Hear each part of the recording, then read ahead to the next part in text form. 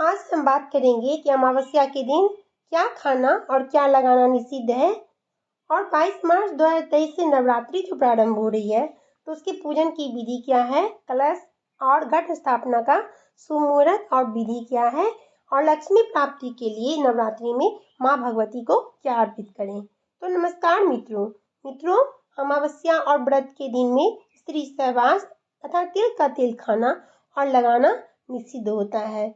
नवरात्रि की जो पूजन विधि है वो 22 मार्च 2023 बुधवार से प्रारंभ हो रही है। नवरात्रि के प्रत्येक दिन माँ भगवती के एक स्वरूप श्री शैलपुत्री, श्री ब्रह्मचारिणी, श्री चंद्रघंटा, श्री कुष्मांडा, श्री स्कंद माता, श्री कात्यायनी, श्री कालात्री, श्री महागौरी, श्री सिद्धिदात्री की पूजा की जाती है। यह क्रम जो है चैत्र शुक्ल प्रतिपदा को प्रातःकाल शुरू होता है। प्रातःकाल जल्दी स्नान करके माँ भगवती का ध्यान तथा पूजन करना चाहिए। कल प्रथम नवरात्र में अच्छे से घर की सफाई करना, शुद्ध वस्त्रों का प्रयोग करना, शुद्ध आहार का प्रयोग करना है और प्रतिपदा तिथि को माँ शैलपुत्री का ध्यान करके पूजन करना है। मित्रों, घट स्थापना का जो शुभ मुहूर्त है 22 मार्च को 2023 को बुधवार के दिन सुबह का 6:41 से 7:55 तक है। देवी पुराण के अनुसार मित्रों, माँ भगवती की पूजा अर्चना करते समय सर्वप्रथम कलश की घट की स्थापना की जाती है। घट स्थापना करना अर्थात नवरात्रि की काला विधि में ब्रह्मांड में कार्यरत जो शक्ति तत्व का घट में आह्वान करके उसे कार्यरत करना है। कार्यरत शक्ति तत्व के कारण वस्तु में विद्यमान कष्टदायक तरंगे समूल नष्ट हो जाती है। ऐसा है मानना कि कलश को सुख, समृद्धि, वैभव और मंगल कामनाओं का प्रतीक माना गया है। कलश के मुख में विष्णु जी का निवास और कंठ में रुद्र और मूल में ब्रह्म शक्ति स्थित होती हैं और कलश के मध्य में दैवी मातृशक्तियां जो है निवास करती हैं। मित्रों, मैं आपको सामग्री बताने के लिए जा रही हूँ। जौ बोने के लिए मिट्टी का एक पात्र ले लें और फिर शुद्ध साफ की हुई मिट्टी लें और पात्र में बोने के लिए जौ लें। घट स्थापना के लिए मिट्टी का कलश लें और कलश में भरने के लिए शुद्ध जल, गंगा जल, मौली, इत्र, सुपारी, साबुत सुपारी लें मित्रों। दूर्वा डालें। कलश में रखने के लिए कुछ सिक्के, पंचरत्न, अशोक या आम के 5 पत्ते ले लें। कलश ढकने के लिए ढक्कन ले लें। ढक्कन में रखने के लिए बिना टूटे हुए चावल, पानी वाला जो नारियल होता है वो ले लें और नारियल पर लपेटने के लिए लाल कपड़ा, फूल माला, ये सब ले लें। तो मैं आपको मित्रों विधि बताने के लिए जा रही हूँ। सबसे पहले जौ बोने के लिए मिट्टी का एक पात्र लें।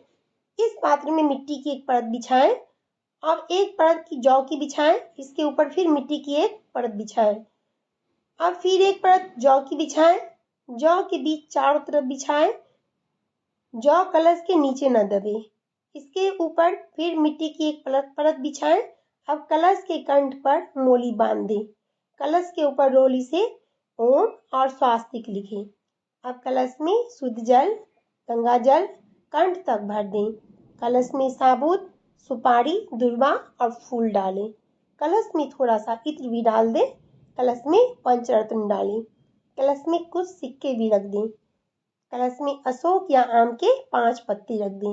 अब कलश का मुख जो है ढक्कन से बंद कर दें और ढक्कन में चावल भर दें। तो मित्रों, उसके बाद उत्तम तीर्थों के जल से पूर्ण सुवर्ण तथा पंचरत्न मय का होना चाहिए। नारियल पर मित्रों, नारियल पर लाल कपड़ा लपेटकर मोली लपेट दें। अब नारियल को कलश पर रखें।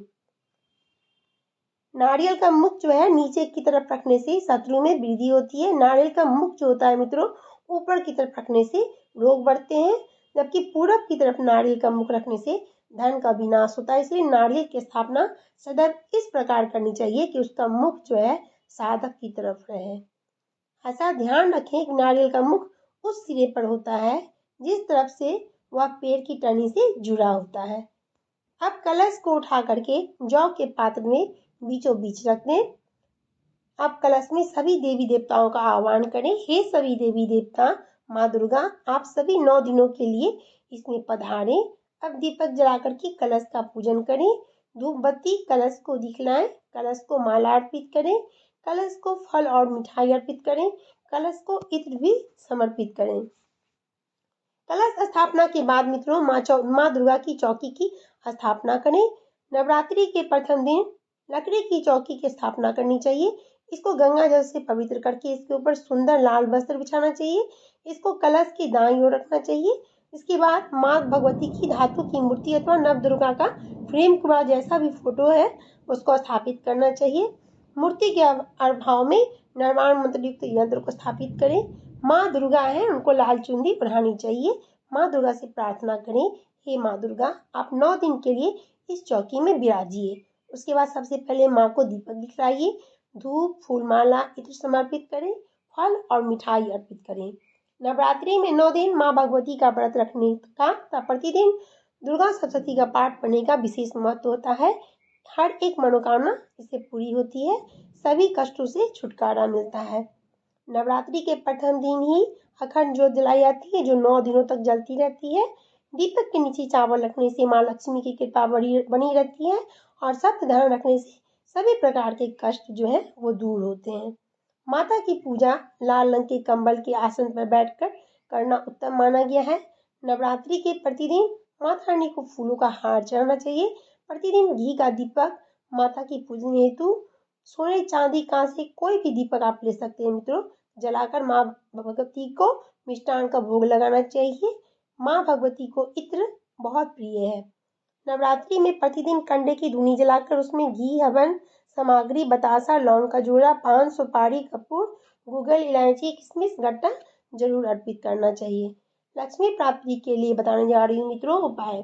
तो मित्रों, लक्ष्मी की प्राप्ति के लिए नवरात्रि में पान और गुलाब की 7 पंखुड़ियां रखें तथा माँ भगवती को अर्पित कर दें।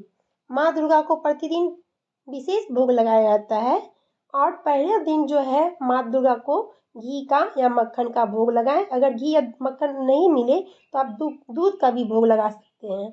और आज प्रथम दिन प्रथम अध्याय का पाठ किया जाता है। प्रतिदिन कन्याओं का विशेष पूजन किया जाता है।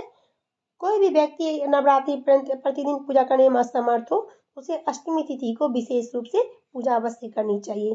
प्राचीन काल में दक्ष के यज्ञ का विध्वंस करने वाली मां भयानक भगवती भद्रकाली करोड़ों योगिनियों सहित अष्टमी तिथि को ही प्रकट हुई थी।